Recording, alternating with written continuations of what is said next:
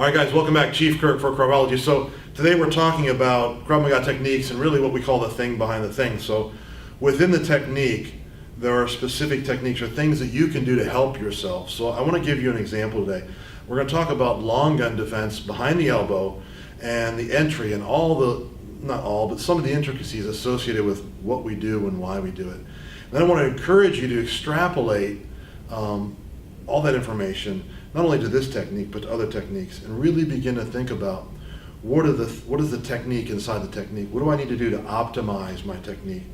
And what specifically can I do? What resources do I have to identify those things? And then train them. So I'm going to bring James in. We have a training gun here. It just happens to be black. You can confirm that for me, yeah? Yes. Yep, all black. All black. And it's all plastic. All plastic. Okay.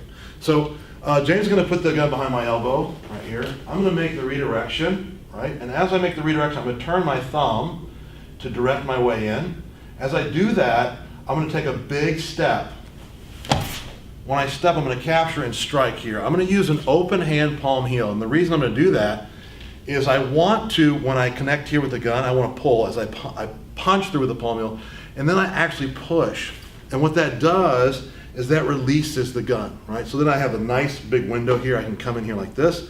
And I've been sitting down to be strong, right? So pulling my knees into themselves, getting the weight to the blade of the foot, and then I can make my strikes and go on and just take the gun. So most people, when they do a technique like this, will go in, they'll grab the gun, they'll strike, but they miss a couple things, the kinetic chain, which is how we generate energy through the body and capture that energy in a movement, so the striking motion, not only the striking motion, but the rotational motion through striking that allows the pull and the push. So I'm in this position, I'm redirecting the part of the arm where I feel the gun at contact.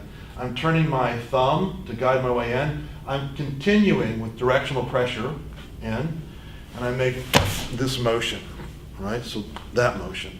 And I'm sitting down in my stance, I'm pulling my knees together before I go to this position. I'm going to strike, take the gun, right? So what do we learn from this?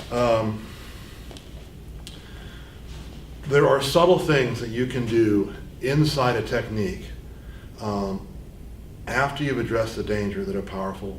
The more that you can create movement upon movement, like the Olympic rings crossing where one movement launches the other, the more that you can create a movement through harnessing power in another movement, so striking and pulling, right, to create a better technique for you.